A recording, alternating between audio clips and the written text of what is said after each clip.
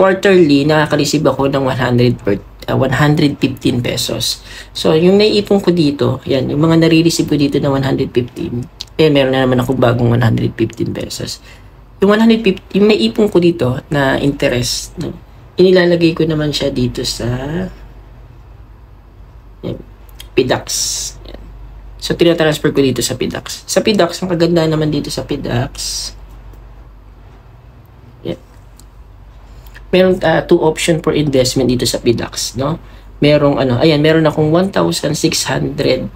So, dito, sa PDAX, meron akong cryptocurrency. So, yan. Meron din akong, bonds din. So, yun.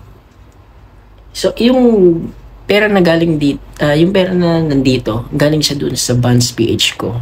Yung mga interest dun, no? And, ayun.